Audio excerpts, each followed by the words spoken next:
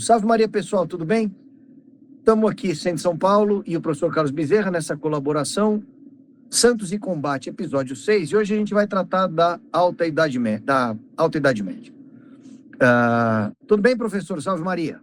Salve Maria, Dani. Tudo bem? Tudo bem, Fred? Prazer estar com vocês aqui novamente. Vamos tratar desse início, né, daquela fase histórica muito mal chamada Idade Média. É um erro de chamar dessa maneira, mas se convencionou chamar assim, então, por convenção, a gente acaba repetindo isso, né? Exato. Mas é uma boa oportunidade também para a gente esclarecer um pouco, né, o que foi esse período tão importante na história. E explicar a cristandade também, né? O que é a cristandade. Isso, exato. Maravilha. A gente no programa 5, só para fazer... Bom, o Fred, o professor já apresentou, Centro de São Paulo. Tudo bem, Fred? Tudo ótimo, feliz continuação de Páscoa aí para todo mundo. Estamos na Páscoa. Hoje é Pascuela. Pascuela, 8 dias de Páscoa. Agora vamos todo mundo comer chocolate até a próxima quaresma. Não tem penitência nem reparação nessa agora semana de festa. Chocolate e churrasco, vamos embora. São 8 dias como se estivesse no domingo de Páscoa, né? É isso aí. Vamos lá. Programa, ele recupera o programa anterior, sim, onde a gente falou basicamente, professor, a gente falou da queda do Império Romano, do Ocidente, falamos de Clovis, do início da formação da cristandade via França, o papel da esposa de Clovis, de São Remígio, do nascente Islã, que muitos, inclusive, teólogos e historiadores importantes vinculam a uma certa relação com os judeus, a questão do crescimento do Islã e do espalhamento do Islã. Falamos dos concílios ecumênicos que enfrentaram as heresias cristológicas, especialmente o concílio de Constantinopla, os concílios desde Nicéia até o final do século V, e a gente entra agora, basicamente, na Alta Idade Média. E com essa Alta Idade Média, a gente tem o avanço das heresias cristológicas, algumas outras heresias que depois lá na frente vão desembocar no grande cisma do Oriente. Tem uma pornocracia do século IX, X. É um período bastante rico, estamos falando aqui do ano 600, 550, mais ou menos, 1000, ao ano 1000, mais ou menos. E também com papas muito importantes, especialmente São Gregório Magno. Então, professor, primeira coisa, eu acho que a gente podia começar dando uma relembrada em Clovis e o papel fundamental da França na cristandade, e já pedir, nesse ínterim, que o senhor explique o que é a cristandade, por que a Idade Média não é o melhor termo, para quem não tem direito o conceito do que é cristandade e do que significa a edificação de um reino temporal ordenado à glória de Deus, aos direitos de Deus, e que cumpra aquilo que Deus espera da sua criação. Perfeito. Esse termo Idade Média, ele foi cunhado pelos modernos, né? E, é claro, os modernos, a preocupação deles ali é substituir a ideia teocêntrica desse período da cristandade pelo conceito antropocêntrico humanista, que começa ali já no final do século XIII para o século XIV. Então, a ideia é fazer da história algo meramente naturalista. Então, exclui-se da história o seu caráter sobrenatural, que era aquele caráter primordial, segundo o qual a igreja direcionava os reinos e as almas, para que a humanidade tivesse participação na vida sobrenatural de Deus. Se exclui essa parte sobrenatural da história, evidentemente passa-se a considerar a Idade Média como uma espécie de período de interregno, como se houvesse aí nesse período, né, uma interrupção do progresso humano, e por essa razão os modernos fazem essa distinção histórica geralmente dividida em 3 partes, ou seja, a antiguidade, a superação da antiguidade pela modernidade e um período de interregno que seria mais ou menos como um vácuo na história que eles não gostariam que tivesse existido, ao qual eles chamam de Idade Média, Intermediária ou Medievo. Então, é um termo jocoso, é um termo que procura rebaixar o que foi a cristandade, justamente porque a cristandade foi o que teve de melhor no sentido de direcionamento espiritual das almas, de crescimento espiritual, pela visão sobrenatural aplicada à história pela Igreja. Então, procura-se reduzir isso, relegando a esse período da cristandade como se fora ele algo que não deveria ter acontecido, algo que não foi querido, né, para o progresso humano, teria sido esse período adversário do progresso tecnológico, científico da humanidade, e, portanto, chama-se a isso de Idade Média, né?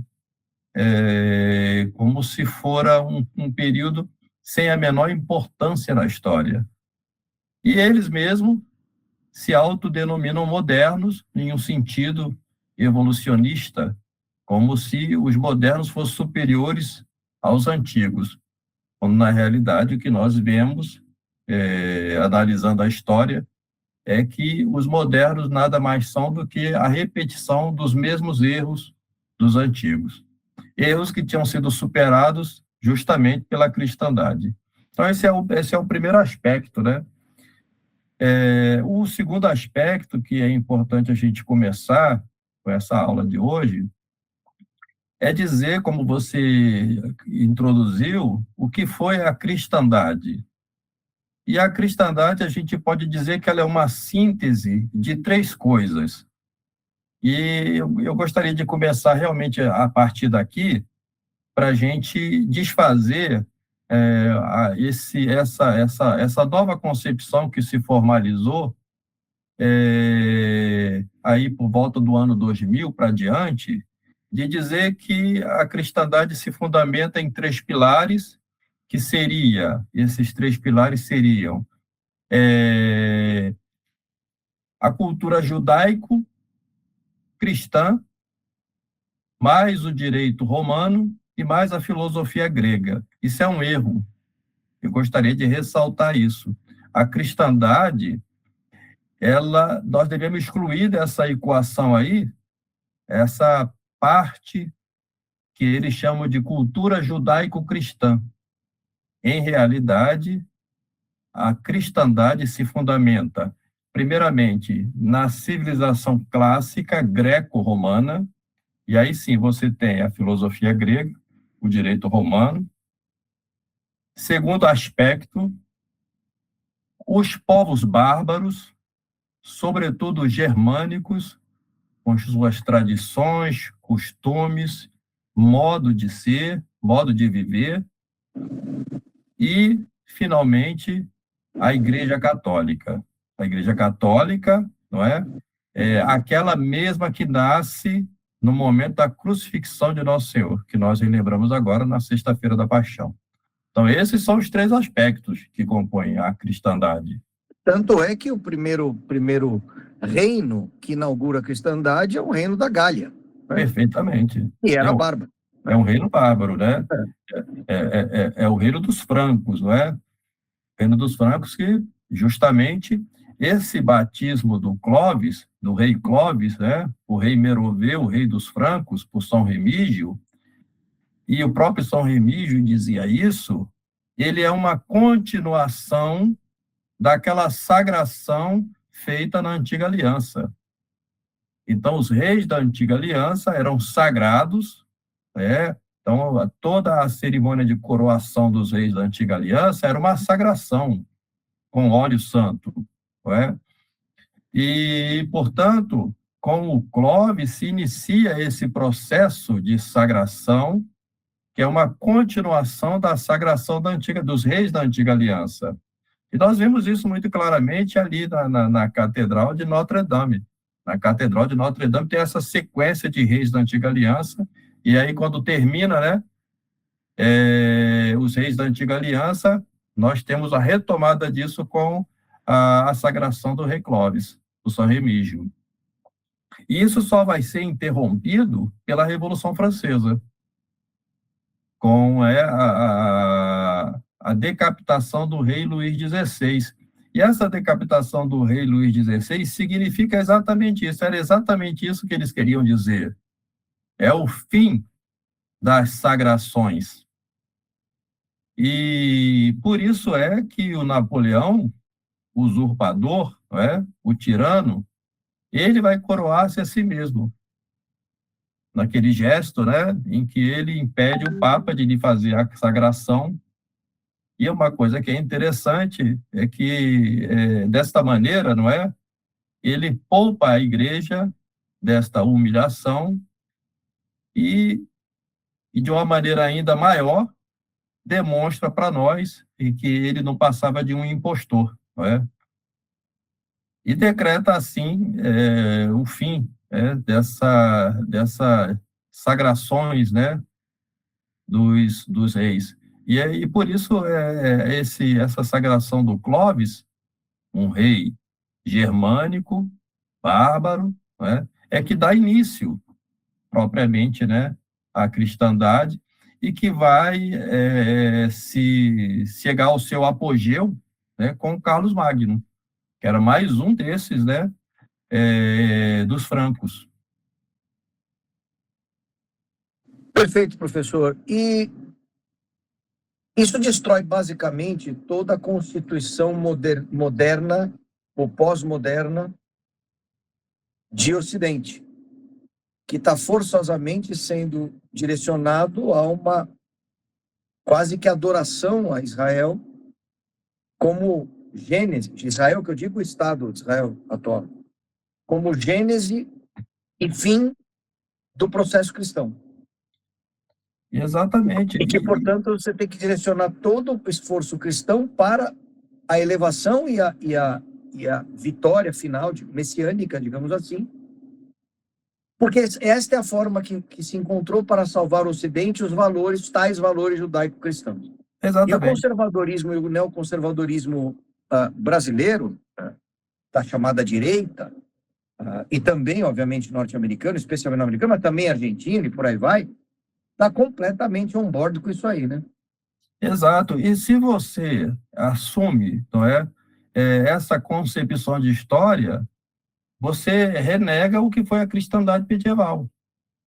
E outra coisa, né? Não tem nada mais fácil do que pegar o binômio comunistas e muçulmanos, porque ao demonizá-los, e obviamente eles são deploráveis à luz do catolicismo, do seu ponto de vista teológico, doutrinário, a nossa fé, mas quando você transforma esses dois pilares nos malvadões, o bonzinho é o liberal judaico-cristão. Perfeito. E você quer saber o que tem de terrível nisso? É que foram justamente os liberais judaico-cristãos que fizeram a Revolução Francesa.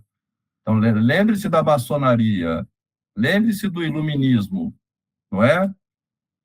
Então, quem defende esse conservadorismo que se baseia, né?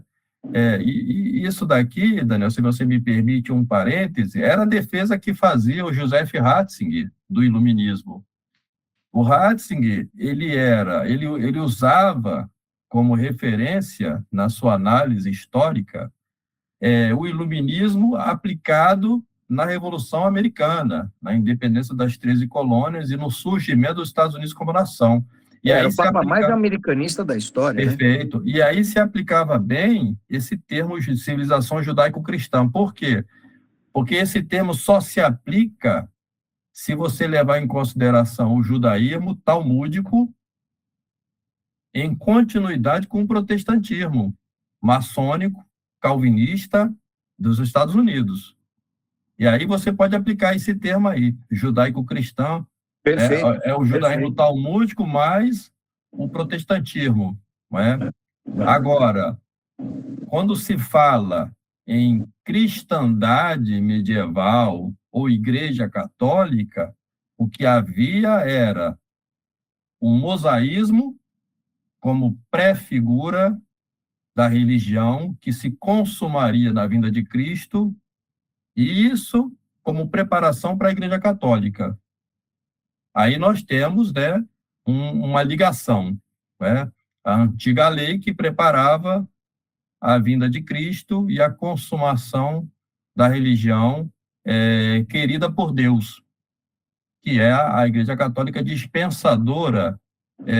Não só ela dispensa os sacramentos necessários para a salvação, como ela também guarda a doutrina e ensina essa doutrina.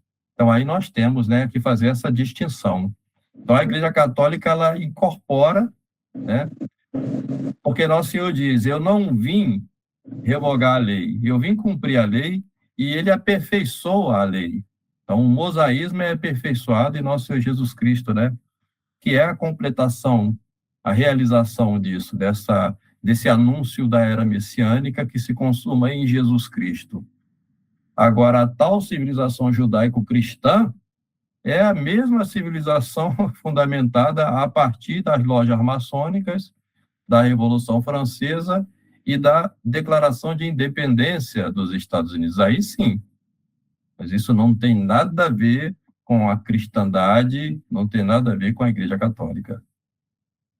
Ótimo, professor. E aí, vamos lembrar que nesse período, no Oriente, a gente tem uma ebulição, porque o Império Bizantino, o Império Romano do Oriente vira o Império Bizantino, tá certo? Perfeito, O perfeito. Império Romano do Ocidente esfacela. As primazias históricas, Alexandria, Antioquia, vão todas caindo à medida que o Islã vai avançando. Jerusalém é aquela bagunça, depois vai eclodir as cruzadas, que a gente deve tratar na Baixa Idade Média no programa, Certo. no próximo programa. Mas Juliano Apóstata tenta reedificar o terceiro templo, as pedras pegam fogo, ele entra em parafuso. Nestório, o patriarca de Constantinopla, vem com as heresias marianas, Teotocos, Cristotocos. A gente tem o avanço do conceito unitarista, tanto pelos judeus quanto pelos islâmicos, já veia lá, do Deus uno, que não é trino, que é uno. E aí, portanto, as figuras, os papéis isso influencia a sociedade oriental, e, portanto, os papéis Sim. da Trindade passam a de novo voltar para a discussão. Sim. E aí o monofisismo espalha uma natureza, uma vontade, duas naturezas, duas vontades, duas naturezas, uma vontade, essa confusão do fisismo, monofisismo. Concílio de Constantinopla, 553, Papa Vigílio é preso pelo imperador, condena o monofisismo. Concílio de Constantinopla, terceiro, esse foi o segundo. Terceiro Constantinopla, 681. Aí já vai na parte da vontade. Condena o monotelismo, Cristo não tem uma vontade só, tem duas vontades, mas a vontade humana está condicionada à vontade divina. Esse é o entendimento católico. E os papas Agatão e Leão II enfrentam essa questão e ainda condenam o Papa Honório, que havia sido um defensor do monotelismo. Então, aqui nós temos um Papa que, de fato, aderiu ao heresia condenado. E ele foi condenado pós-mortem. Sim, foi. Em 730, o segundo concílio de Nicéia, e aí vem a questão da iconoclastia. Sim. Proíbe-se as imagens, fruto do Islã, que empresta isso do judaísmo. Ou seja, você não pode ter imagens fazendo menção àquela história da idolatria do judaísmo do Antigo Testamento. E aí, para fechar, o Quarto Concílio de Constantinopla, em 869, aí já com a coroação de Carlos Magno, e ali nós temos a introdução da questão filioque no credo, que o Espírito Santo procede do Pai e do Filho, e aí isso aperta o play para Fóssil e depois a evolução do cisma do Oriente. Então, a gente tem no Oriente 4 concílios importantes, né? Esses 4 concílios estão tratando das heresias cristológicas, das heresias da natureza do papel de Cristo, das heresias, o efeito das heresias marianas e também do papel do Espírito Santo. estão tratando da questão das imagens e estão tratando da questão dos santos, da comunhão dos santos e do filioque. É o fortalecimento da fé ortodoxa na cristandade também no Oriente, mas com muita dor, professor? Olha, aí nós temos que considerar, ô Daniel, o seguinte aspecto, não é? Veja o seguinte, não é? À medida em que, depois da conversão de Constantino, a Igreja Católica ia se consolidando, passava a haver uma certa disputa política, porque veja que cada bispo, né, é responsável por uma diocese, e cada bispo é tanto mais importante conforme a importância dessa diocese.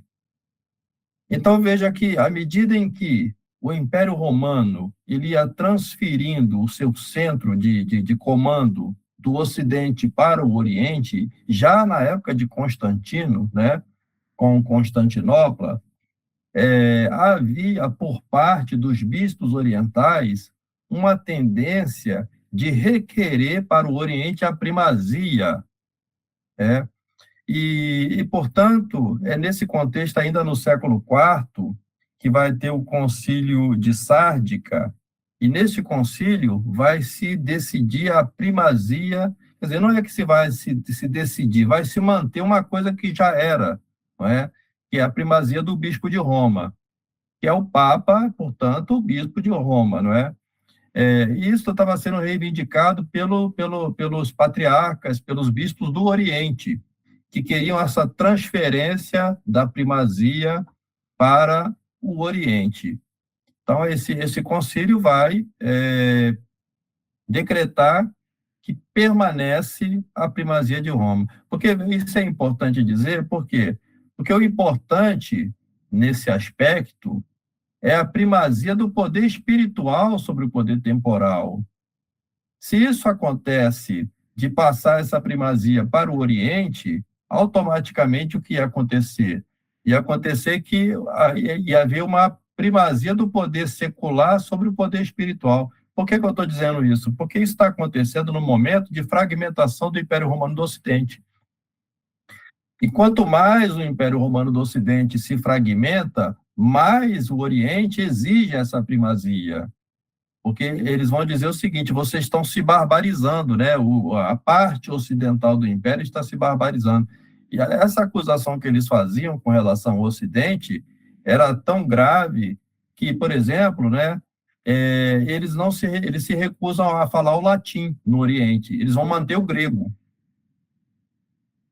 E por quê? Porque eles consideram que o latim está passando a ser a língua dos bárbaros. Então, essa tentativa de transferir a primazia, que é do bispo de Roma, para o Oriente, é que vai dar início a essas questões todas aí, que você disse. Então, isso aqui é um ponto muito importante, né? Que é essa intromissão do poder secular sobre o poder espiritual. E Roma vai entender bem que o que está se mantendo de pé não é mais o poder secular do Império Romano do Ocidente, mas sim o poder espiritual da Roma eterna. Então, por isso é que eu digo, né, que é isso que está aí, o coração da cristandade está nesse ponto, entendeu?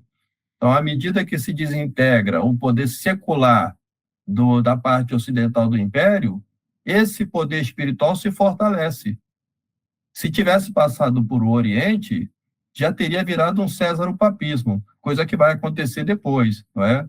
Que o que vai acontecer no Oriente é um césaropapismo. E isso é que vai causar mesmo o cisma do Oriente. Perfeito. É interessante porque a Roma eterna, que é o poder espiritual, e que vai reger a Baixa Idade Média no Ocidente, não tem a ver necessariamente com a presença do Papa em Roma, apesar disso ser sempre idealmente necessário. Mas São Pedro começou em Antioquia. Sim, exatamente. Alguns papas, no início do cristianismo, acabaram estando em outros locais. Depois nós tivemos Viterbo, tivemos Avignon, enfim. Então, Roma é idealmente, mas tem situações onde geopoliticamente acaba ficando impossível. Teve época que tinha o antipapa em Roma e o papa verdadeiro em outras cidades. Então, O importante é que É a Roma eterna. a Roma né? eterna, entendeu? Se desfaz, né, a Roma secular, mas se põe no lugar dela a Roma espiritual, a Roma eterna, né? E E sim, pode pois falar. não. Não, ia falar. E o senhor consegue enxergar o- a germinação unitarista, tanto via judaísmo quanto via islamismo, invadindo o cristianismo oriental e subvertendo a doutrina, já nesse período? Então, né? Aí a gente precisa falar de alguns pontos assim muito rapidamente, não é? Primeiramente, o primeiro ponto importante é que isso tudo vai estar acontecendo ali no século VII, né? Que é o surgimento do Islã. Então, o Islã, como é que surge isso, né? Então, vamos fazer um pequeno resumo histórico da questão para que as pessoas compreendam. Nós estamos falando, quando a gente fala do Islã, inicialmente nós estamos falando da Península Arábica, uma região desértica, não é? E essa região desértica, ela era frequentada por povos do deserto que eram comerciantes, né? E que utilizavam muito o camelo como meio de transporte, era o chamado navio do deserto, os camelos. Agora veja o seguinte, esses povos do deserto que andavam em caravanas, eles adoravam vários deuses, eles eram politeístas. Mas veja o seguinte, eles tinham um deus principal chamado Alá. Então veja que essa crença nesse deus Alá já existe antes do Islã. Isso é um ponto importante. Só que aqui nós temos uma espécie de monolatria, ou seja, eles adoravam vários deuses, mas tinha um deus principal que era Alá. O que o Maomé vai fazer é deslocar isso tudo para um único deus, Alá. Então, ele vai eliminar a monolatria e vai estabelecer um monoteísmo. E o Maomé era um comerciante da tribo dos Coraxitas, que tinham tomado ali aquela região onde ficava a Caaba, onde eles adoravam a Pedra Negra. Então, esses povos do deserto aí eram bárbaros do deserto, não é? Então, eles tinham pouco conhecimento de arte e tal, de arquitetura. Então, eles idolatravam a pedra bruta. Bastava que essa pedra tivesse algum formato um pouco diferente, eles idolatravam a pedra bruta. E a pedra principal que eles idolatravam era a pedra negra. Construíram a Caaba, que é uma construção em forma de cubo, que está lá até hoje, não é? E ali em torno da Caaba se reuniam e estabeleciam relações comerciais. Então, a tribo dos Coraxitas toma aquela região de Meca e passam a ser os guardiões, né, da Caaba. É desse meio que vem o Maomé. E o Maomé, muito habilmente, muito espertamente, né, ele era casado com uma mulher muito rica, a Hadija, que era uma herdeira de um império comercial, e uma mulher letrada. Ele não sabia ler nem escrever. E aí que surge essa história de que ele teve uma revelação na caverna que dá origem ao Corão. O Corão, o livro islâmico, ele na realidade, ele não é nada mais, nada menos do que a aplicação da lei de Talião. E a lei de Talião tem aquela máxima, né? Olho por olho, dente por dente. O Corão é um conjunto de preceitos e de aplicação de lei. Ele quase nada tem de espiritualidade, não é? E há um autor muito interessante chamado Rana Zakaria, que na realidade é um pseudônimo de um padre, né, que faz um relato histórico do surgimento do Islã, onde ele aponta claramente que o Islã teria sido construído, a partir dos rabinos com o intuito de judaizar o povo do deserto, com o objetivo de fazer com que eles tomassem a Terra Santa, Jerusalém. Jerusalém, naquela época, estava sob o domínio do Império do Oriente, do Império Bizantino. Então, Maomé, né, ele vai proclamar o monoteísmo ali, naquela região da Caaba. É claro que a tribo dos Coraxitas vai tentar matá-lo, porque, claro, que isso vai desagradar a situação deles ali como exploradores da vida comercial, e ele vai fugir. Essa fuga do Maomé é conhecida como a Hégira, é o que dá início ao calendário deles, é o ano de 622 depois de Cristo. Então, é o ano 1 do calendário árabe, né? É a Hégira, a fuga de Maomé. Ele vai para Iatrebe, que hoje chama Medina, a cidade do profeta, e depois ele vai reunir, né, um grupo armado forte e vai retomar a cidade de Meca, vai conquistar a cidade de Meca. E aí começa o processo de expansão islâmica, que vai se dar muito rapidamente, Daniel. De 622 até 660, os caras dominaram aquilo ali tudo, entendeu? E já avança na Península Ibérica logo depois, né? E já, exatamente. Aí eles vão conquistar Jerusalém, né? O patriarca de Jerusalém vai ter que fazer um acordo com eles, não é? E nesse acordo, os muçulmanos vão permitir que os cristãos continuem visitando Jerusalém para fazer suas peregrinações e tal, desde que paguem imposto a eles, entendeu? Isso que vai ser o acordo. Então, ali, né, no século VII, Jerusalém já cai sob o domínio islâmico, tá certo? Que estava sob o domínio do Império Bizantino. E aí, essa primeira fase do Islã é o chamado califado, né, Rashidun. O primeiro califado islâmico é o Rashidun, que é desse pessoal que vem da família de Maomé, ou que é muito ligado à família de Maomé. Que Não é hoje uma... seriam os sunitas. Seriam os xiitas. Os xiitas, perdão. Seriam os xiitas. Mas aqui você não tem uma dinastia propriamente dita, entendeu? Sim. Ali são, né, pessoas próximas ao profeta, ao Maomé, não é? É depois dessa dinastia Rashidun que vai vir a dinastia, depois do califado Rashidun, que vai vir a dinastia dos Omíadas. Então, os Omíadas, os islâmicos, não gostam nem de chamar eles de califado, porque aí sim que entra a questão, né, dos sunitas. Então, o primeiro do califado da dinastia dos Omíadas, não era ligado à família de Maomé.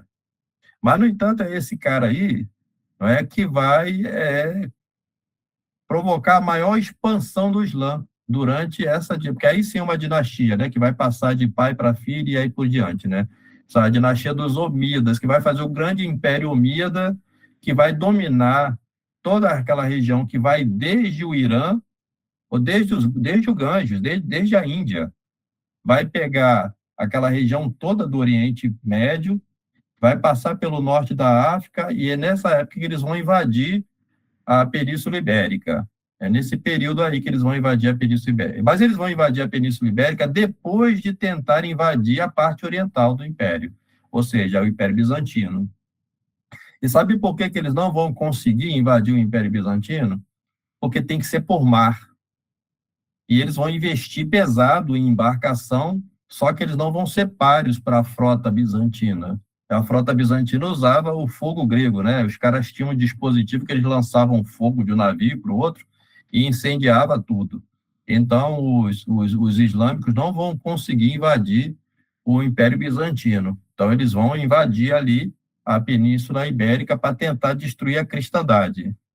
E aí, nesse ponto é que é importante, né, a participação, novamente, né, dos bárbaros germânicos, dos francos, né? Porque é Carlos Martel que vai impedir esse avanço deles. Eles vêm pelos Pirineus e ali na Batalha de Poitiers eles vão ser interceptados por Carlos Martel e vão tomar uma surra. Então eles vão desistir de invadir a Europa, vão ficar só com aquela parte da Península Ibérica e o coração da cristandade está salvo por Carlos Martel, né? E depois disso, o Pepino Breve. Porque, veja, para a gente entender isso, porque aqui nós estamos numa transição, né, que está saindo da dinastia dos Meroveus, do Clovis, e passando para a dinastia carolíngia, de Carlos Magno. O Carlos Martel, ele era um prefeito de palácio, chamado mordomo, essa palavra mordomo, né, em latim, significa aquele que é o maior na casa, do palácio, né? E então eles tinham uma importância muito grande, também chamado prefeitos de palácio. Eles tinham uma importância muito grande porque os reis merovingios eles não exerciam tanto a sua autoridade administrativa quanto os prefeitos de palácio, o mordomo de palácio. Então, é um desses mordomos de palácio, o filho do Carlos Martel, é que vai se tornar rei, que é o Pepino Breve. Então, o Pepino Breve, com o apoio do Papa, né, vai se tornar o rei, dando início, assim, à dinastia carolíngia. Ele vai ser o pai do Carlos Magno, né, o Pepino. Mas o Pepino é interessante na história, o Pepino Breve, porque ele vai conquistar o reino dos Lombardos, na Lombardia, na Itália, e vai dar ao Papa os chamados Estados Pontifícios, os territórios papais, que vão existir desde essa época aí até a malfadada unificação da Itália em 1870, né, quando eles vão tomar os territórios pontifícios. A maçonaria, não é? Vai insuflar o rei Vítor Emanuel e vão tomar os territórios da igreja. Então, o Carlos Magno, o filho do Pepino Breve, ele vai numa campanha militar contra os lombardos, que vão retomar aquela região e vão ameaçar Roma. Então, o Carlos Magno vai até lá, vai vencer os lombardos, não é? Vai reconquistar esse território ao Papa. Isso vai se dar justamente no Natal. E o Papa Leão III vai coroar Carlos Magno, e é aqui que começa o grande problema com o Oriente, entendeu? Porque essa coroação do Carlos Magno, ela vai representar que, para a Igreja Católica, o Carlos Magno é ele o sucessor do Império Romano. E a parte oriental, o Império Bizantino, não vai aceitar isso de maneira nenhuma. Então, a partir daí vai começar uma revolta contra o papado, né, e contra a cristandade medieval por parte do Oriente. E aí entra essas coisas, essas questões que você disse aí, né? Que é a questão, por exemplo, da iconoclastia. Então, a questão da iconoclastia, ela bate também nessa questão da primazia de Roma e de agora que tem, né, um protetor da igreja, que é o imperador Carlos Magno. Entende? Perfeito. E acho que vale paralelizar um pouco com os papas que estão liderando a igreja nesse período e que tem papel importante. Então, já falamos do Papa Honório I, que adotou a doutrina monotelista, alinhado ao patriarca Sérgio I de Constantinopla, e foi combatido pelo Papa Leão II. O Papa Martinho I, que organizou o Concílio de Latrão, de 649, o Papa Vitaliano, que adotou uma postura mais conciliatória, tentou restaurar aí a unidade, e o Papa Gatão, que condenou oficialmente o monotelismo e já enviou, inclusive, os legados para Constantinopla e encerrou com a controvérsia. Esses papas, então, fecham a questão na discussão de quem é Cristo, qual é o papel dele e tal. E o Papa Leão III e o Papa Pascoal I são os papas que combatem a iconoclastia, o iconoclasma, sim, enfim, e essa explicação que o senhor deu da infiltração da visão judaica de idolatria associada a um cesaropapismo nascente no Oriente, exatamente. Que depois vai ser propulsionado por Fóssil e vai levar ao cisma do Oriente em 1054.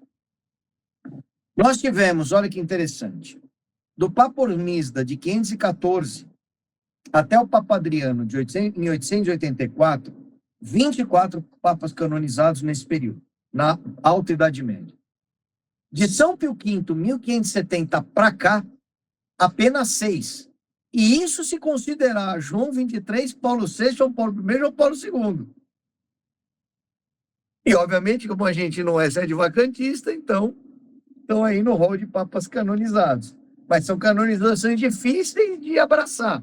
É, Eu não consigo entender, por exemplo, como Paulo VI e Leão 20, e João 23 são santos e Leão 13 e Pio IX não são, é, ou Pio XII.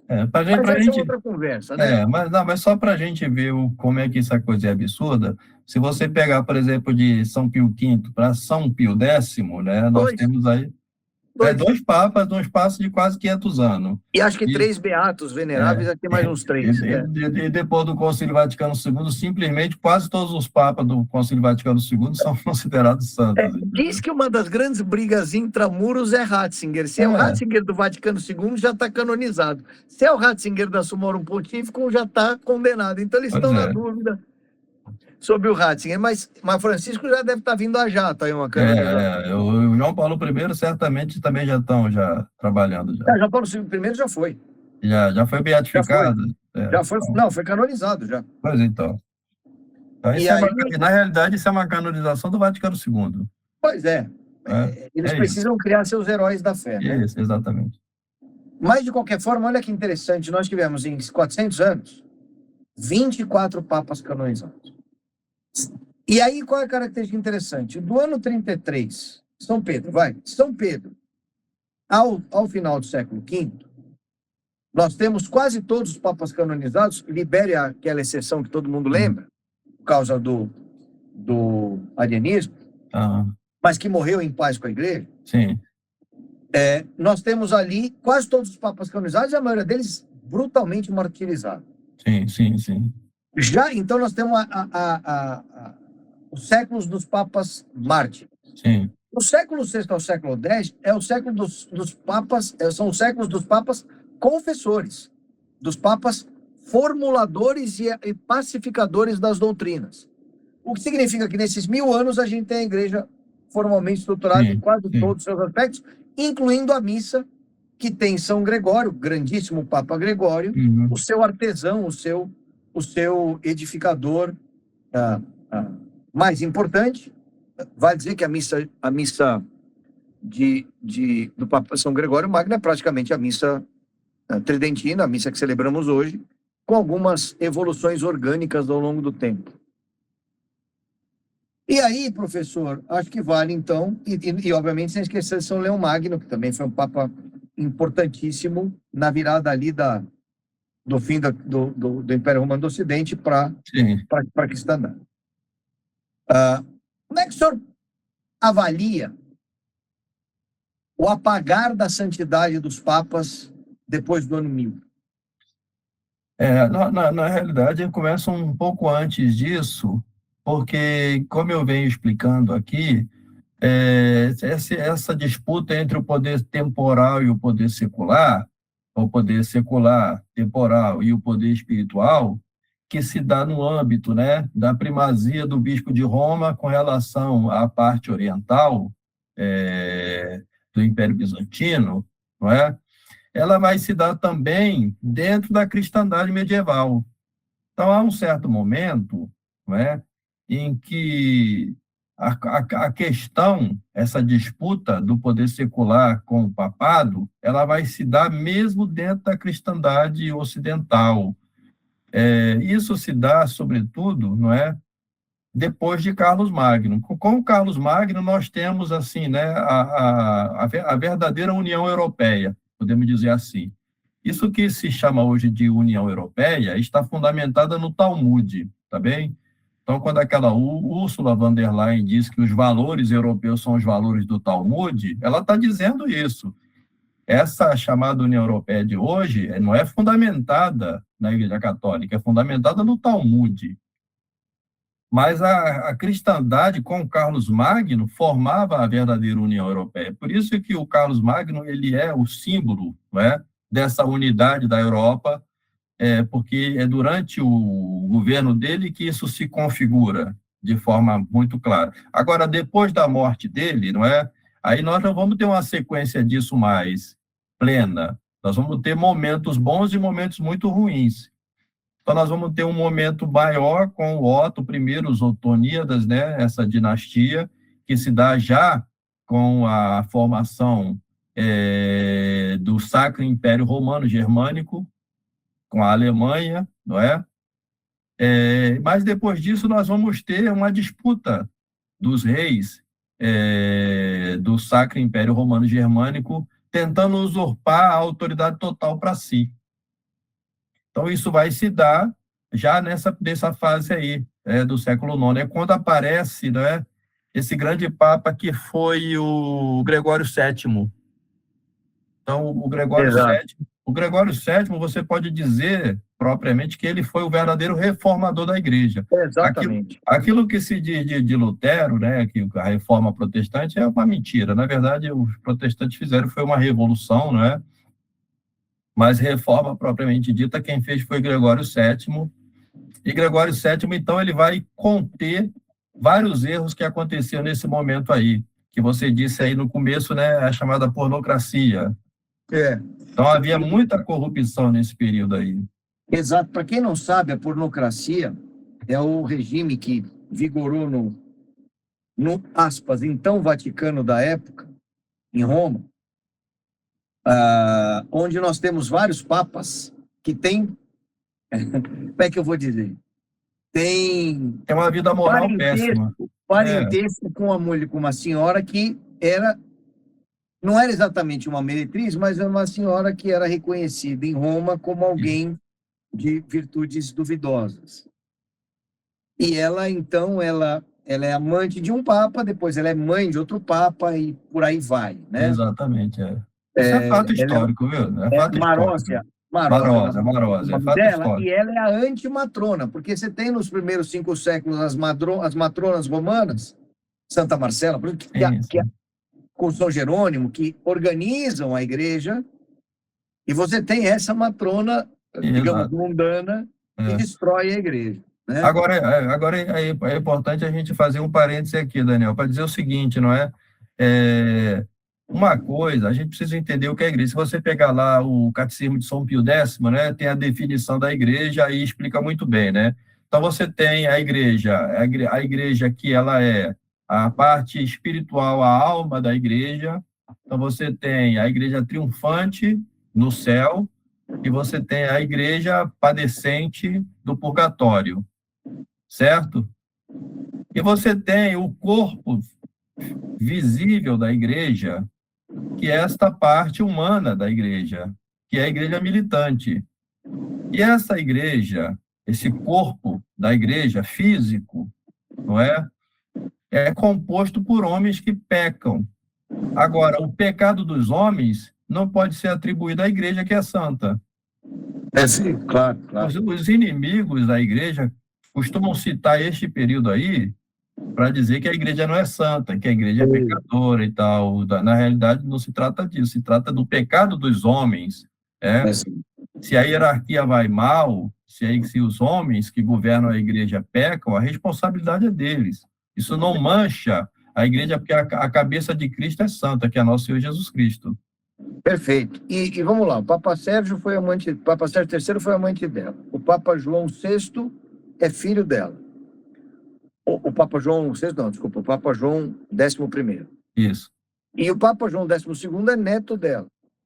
Então nós estamos falando de alianças que preservaram o poder, incluindo o Papa. E aí vem uma pergunta que não é para hoje, é só uma retórica do tipo: que Papa é pior? Um Papa devasso, pecador? Os dois são péssimos, né? Mas que condena a si próprio e não toca na doutrina? Ou um Papa que é um santo na vida pessoal humana, mas destrói e condena milhões de almas ao inferno por direcionar a falsas doutrinas? Então, essa história de dizer que a igreja não é santa porque um outro Papa são pecadores na vida pessoal, nós temos um bispo que é um dos 12 no inferno. Judas Iscariotes. Então, se tiver Papa no inferno, eu não vou me assustar. Isso não depõe nada contra a Santa Igreja. Tá certo? De maneira nenhuma. Agora, desde que ele não toque na missão central de preservar a fé, o depósito da fé, ele vai responder pelas atitudes pessoais dele. Né? Mas eu digo isso porque começa o processo, uma vez que a igreja se edifica, e o senhor falou muito bem, que no começo ela era vista como uma externalidade, aceita dos nazarenos. Depois era vista como um grupo pacífico útil para o inferno. Para o inferno aí, para o império. Depois era vista como algo em ascensão, mas que também não atrapalhava muito, até que ela passa a ser vista como uma entidade dominante. E é nesse período, especialmente entre a Alta e a Baixa Idade Média, que isso vai se materializar. E acho que para fechar esse primeiro episódio, para a gente engatar na Baixa Idade Média no próximo episódio, o senhor pode falar um pouquinho da evolução da noção de santidade nesse período. E eu vou citar alguns santos aqui, que eu acho que é um ponto importante, porque nos primeiros 500 anos, a santidade está muito vinculada a martírio. E aí vem Pedra d'Ara, vem toda a história do martírio na composição da nossa visão de fé e profissão de fé. Mas os martírios, que ainda são muito recorrentes nos próximos 500 anos que nós estamos tratando, passam especialmente depois da geração de ouro do século IV, dos grandes doutores, etc., passa a incorporar também os formuladores, pacificadores de doutrina e os confessores. De modo que no século IX começam a nascer as ordens religiosas que vão eclodir depois com dominicanos, franciscanos, por aí vai. Cluny é do século IX. Né? Exato. Então, nesse período, vamos lembrar que a gente vem de Santo Ambrósio, São Jerônimo, Santo Agostinho, quer dizer, é um período brutal ali, São Basílio Magno, São Gregório de Nazianzo, é brutal. E São Bento é quem faz essa transição da queda do Império Romano do Ocidente para a Baixa Idade Média, para a Alta Idade Média, perdão. O pai do monaquismo ocidental cria a regra beneditina e vira uma referência no Ocidente. A gente passa a ter o nosso Santo Antão no Ocidente. E aí vem São Columbano, Irlanda, que funda mosteiros na França e na Itália, 540 mais ou menos a 615. Santo Agostinho da Cantuária, e agora a gente começa a ver os santos ingleses explodindo entre o século VII e o século IX, X. Santo Agostinho da Cantuária, fundamental na conversão dos anglo-saxões. São Bonifácio de Mogúncia, o apóstolo dos germanos. Então perceba que o senhor falou exatamente isso. Ingleses, franceses e alemães, atual, né? Povos atuais, na época vários grupos bárbaros, sendo convertidos. Por impulsão do Papa de Roma. São João Damasceno, aí já no Oriente, teólogo, doutor da Igreja. Não, desculpa, São João Damasceno, teólogo, doutor da Igreja, fundamental no uso, defensor do uso de ícones, combatendo a heresia oriental durante a primeira crise no Império Bizantino.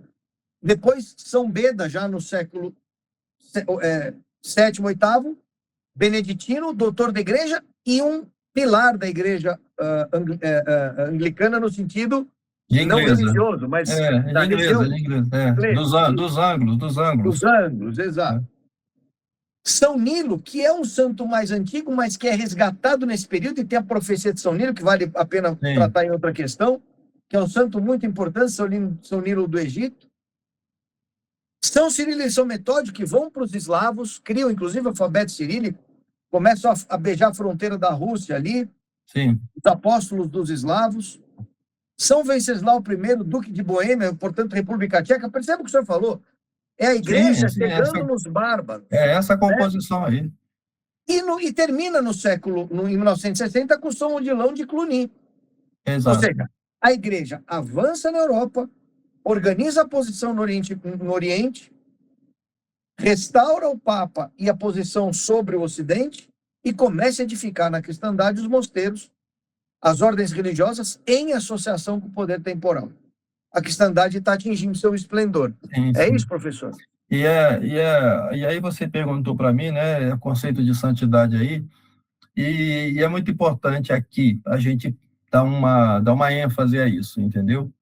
Porque as pessoas elas tendem a confundir um pouco essa coisa. Mas vamos lá, olha, são 3 questões fundamentais aqui que começa, a gente pode dizer, com o monarquismo, já com São Bento, mas principalmente com São Gregório Magno, não é? Que é o seguinte, olha, são 3 coisas que um padre, um religioso deve ter em mente. E essas coisas, elas têm que ter uma ordem, entendeu? Então, o primeiro é rezar, é a oração, não é? Ou seja, esta vida íntima com Deus, este colóquio com Deus, essa contemplação das verdades divinas na oração. Segundo ponto é a pregação, isso nós vamos ver, como você disse aí, né, dessas ordens religiosas que vão fazer exatamente esse papel na evangelização desses vários povos bárbaros, anglo-saxões, germânicos, eslavos. Então, nós vamos ter esse momento de expansão pela pregação. E, por último, o sacramento, a ação sacramental. Então, veja que dessas 3 coisas que eu falei, a ação sacramental vem por último. Sabe por que eu estou dizendo isso? Porque muita gente pensa que a ação sacramental deve vir primeiro. E, na realidade, não é assim. Porque se você, por exemplo, parar para pensar sobre, por exemplo, a crise ariana, quantos arianos receberam sacramentos validamente? Mas e a doutrina? Então, você não se salva sem a verdadeira doutrina. Então, a pregação é muito importante. É muito importante. E se costuma esquecer disso, entendeu? E, portanto, a preservação da doutrina e a pregação dessa doutrina foi exatamente o que esses homens fizeram. Isso é que explica porque Cluny foram 200 anos produzindo santos. Você imagina o que é isso? 200 anos produzindo santos. E é por isso que essa chamada Idade Média é a idade da santidade, é o período da santidade. Nunca se teve tantos santos quanto nesse período aí. Então, isso de Idade das Trevas não tem nada. Idade das Trevas vivemos hoje. Hoje é que vivemos a Idade das Trevas, não é? Essa época aí foi a época de santos, de santidade, porque pregava-se a doutrina e combatia-se os erros, não é? E vão vir outras ordens logo nessa virada, como São Bruno, por exemplo, né? Com a ordem mais rígida de todos, os cartuchos. Sim. Então, São Gregório Magno, por exemplo, é que vai converter os anglos e os saxões ali, quando eles invadem, né, a Bretanha, né? Exato. Conforme os reinos anglo-saxões. E ele depois, manda São Columbano, manda vários desses. manda todo mundo para lá, entendeu? E eles vão converter esses povos. Né? E depois chegam os normandos, também são convertidos, entendeu? Então é assim, né? Agora, como é que converte essa gente? É pregando, é com pregação. É a mesma coisa que vão fazer os jesuítas aqui, no Brasil, né? E terminamos esse período, lembrando que daí também eclodem, via Carlos Magno, aspas aqui, a universalização das escolas, Sim, creches, época de ouro. as obras de caridade sistematizadas junto com o poder temporal, as universidades. e aí os hospitais e universidades. Tudo. A Igreja Católica funda isso tudo. E que depois foram transformados em negócio pelos inimigos de Cristo. Sim, exatamente. E parece se esquecer disso, né? Exato. Porque dizem que é a Idade Média, a Idade das Trevas, mas foi a Idade do Saber. Exato. Né? É nessa época que se surgem as universidades. Não é? Maravilhoso, professor. Acho que no próximo a gente, então, enfrenta aí Então, no próximo a segunda parte da Idade Média aí. Isso, a gente pode entrar nessa questão, né, da reforma de Gregório VII, né, a questão das investiduras e preparar aí para a questão, 2 questões importantes que a gente deve tratar no nosso próximo encontro, né, a questão do cisma do Oriente, mas eu sugiro que a gente fale um pouquinho da Inquisição. Também acho, e acho importante endereçar as cruzadas, então vamos ter que quebrar em 2, talvez. Eu acho que vai ter que quebrar em 2. Aí vem simonia, nicolaísmo, tudo exatamente, exatamente. E acho que vale a pena falar da escolástica, especificamente, né? São Tomás de Aquino, e Santo Alberto Magno, e por aí. Sim, tá bem. Tá bom. Fred, e aí? O que você traz? Tá sem som, cara. Opa, já voltou o Isso, som. voltou. Já voltou o som. Eu tinha uma pergunta para fazer lá no professor, mas a coisa começou a andar para frente e eu passei direto. É a questão do aparecimento do Islã. Uhum. Quando o professor fala aí, tem um evento lá no ano 70 também, né, professor? A revolta de Shimon Bar Kokhba, Sim. que também Essa, é a mesma coisa, né? O cara foi para a caverna, recebeu lá então, uma mensagem. né? Aí O essa, Islã vem 600 anos, praticamente, 500 e isso, tantos anos. É uma repetição, né? é isso. Vamos mencionar aqui o nosso querido Dr. Hogan, com a É, história das cópias. a É, história da... Hein, Fred, ao contrário do cristianismo que tira o homem de Platão da caverna e apresenta a verdade, esses dois levam de volta ele para leva dentro da tudo para a caverna, né? caverna, pô. Pra caverna. E eles não acendem luzinha nenhuma, né? Isso. Então, não é? Aí você tem no século II, né? Essa história da caverna, do Yohai, que vai dar origem ao livro do Esplendor, o Zohar, não é? O Shimon Bar E Yochai, não é isso? Shimon Bar Yochai, né? O Bar Kokhba era o falso Messias dessa mesma época aí. É que eles têm o mesmo nome, Isso, Shimon Bar Kokhba, Shimon Bar Yochai. Isso, o Shimon Bar Yochai, que vai para a caverna com seu filho, né, Eliezer, e ali vão... A revolta, desculpa, professor, a revolta é que chama-se revolta de Bar Kokhba, não é isso? Isso, Bar Kokhba, Ok. porque o que acontece é que aí no século II, não é? Eles vão fazer uma nova rebelião contra Roma já na época do imperador Adriano, já não tinha mais templo aí, o templo está destruído, estão formalizando o Talmud. E então eles vão acreditar que esse Bar Kokhba é o Messias que vai libertar o povo judeu, não é, da dominação romana e vai dar o poderio universal ao povo judeu. E vai ser apoiado pelo Rabino Akiva.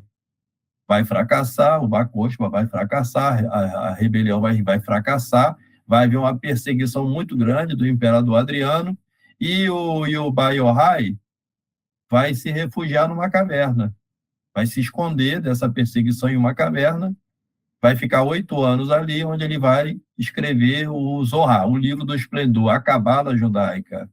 E é interessante você fazer esse paralelo, porque o Maomé vai fazer a mesma coisa. Vai ter uma suposta revelação em uma caverna, e depois, quando ele fugir, na chamada Hégira, a fuga de Maomé, ele vai se refugiar numa caverna também. Esse Ele pessoal vai ficar... é como diz o Daniel, né? A gente sai da caverna de Platão, eles voltam. Sair da caverna de Platão é para ver a luz, não é? Eles entram... Eles vão para as trevas. Eles estão indo para as trevas. Bom, minha única pergunta era essa, né? Porque é interessante, né? Interessante o paralelo. É a mesma origem, é demoníaca a coisa. É a mesma origem. Todo mundo é coxé aí, essa turma toda, né? Coxé, né? Exatamente. Então, há uma unidade, entendeu? Há uma unidade demoníaca nas duas coisas, no Talmud e no Corão. E, mais uma vez, como diz aí o Haugen também, o Dr. Haugen, né? O Dr. Deep State, fala lá da enmity, né? Dessa inimizade, que é com quem? Sim, a turma que sai da caverna, com os cristãos, né? Exatamente. Essa inimizade danada. Mas, enfim, fantástico, professor. Cada aula é um compêndio de informações. A gente vai ficando, enchendo aqui a sacola do conhecimento. Vamos ver se uma hora dessa ela consegue se desenvolver um pouco mais. Mas, mais uma vez, muito obrigado, professor. Eu que agradeço. Maravilhoso. E vale lembrar que o Fred começou uma organização de conhecimentos produzidos pelo professor aí, já acabaram de soltar o primeiro episódio sobre a crise da modernidade, não percam os próximos aí, que é um compêndio de falas e... Fala você, Fred, explica melhor, mas são falas e ideias do professor organizadas de uma forma simples, tempo curto, para que todo mundo entenda rápido, né? Exato. Nós lançamos o primeiro vídeo, tem coisa de 20, 25 minutos, onde nós estamos traçando um esquema, ligando pontinhos através da história, para sabermos como é que nós chegamos aonde nós chegamos, para nós podermos olhar para a situação do mundo e ter uma percepção, de fato, católica, cristã, não é? da coisa. Como é que chegamos aqui? O que aconteceu nesse meio? Como é que nós não vimos esse caminho que nós estávamos seguindo? Porque você andar numa estrada pisando nas pedras e não sentindo essas pedras, algo se passa. Porque isso não foi da noite para o dia, né? Essa tal inimizade, ela é antiquíssima. Sim, então, sim. basicamente, essa série, ela trata em pequenos, um formato menor, com imagens, com talks do professor, de textos que o professor já escreveu, que nós compilamos em diversos episódios pequenininhos, para que seja mais simples para aquele católico que se pergunta quando acontece uma coisa bem estranha, ele olha e faz assim, o que é isso, né? Como é que isso aconteceu? Uma coisa como, por exemplo, o Trump falando abençoado seja lá hoje. Mas o que é isso? Parece uma fala... Ou então o Reino Unido patrocinar a guerra contra o Irã e, ao mesmo tempo, o príncipe Charles e o filho dele não darem boa Páscoa e dizerem que o Islã é a religião da paz. Ou seja, o cara faz A e o oposto de A no mesmo dia. Tá tudo meio que invertido, né? Então, o professor tem uma visão muito boa sobre isso. Professor, alguma coisa para a gente encerrar? Não, só agradecer vocês pela oportunidade, né, novamente. É um grande prazer poder conversar com vocês e expor um pouquinho, né, de tudo isso. É muita coisa, né? A gente sabe que muitas vezes é até difícil para as pessoas assimilarem, né, essa quantidade de coisa, e a gente tem que também falar de uma maneira um pouco mais didática, um pouco mais rápida, não dá para ficar se aprofundando para não ficar também maçante, não é? Exato. Então a gente procura dar uma dinâmica na coisa. Então só agradecer vocês pela oportunidade. Amém. Vamos rezar uma Ave Maria, semana de Páscoa, Nossa Senhora, sim.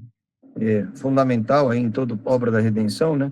Pedir para ela que interceda por nós, pelo professor, pelo Centro de São Paulo, pela Santa Igreja, pelo Papa, pelas sagrações episcopais, sim, e por tudo que virá. Centro de São Paulo estará representado lá, hein? Sim. Vamos lá. Ótimo. Que Deus proteja aqueles que querem continuar católicos. Sim.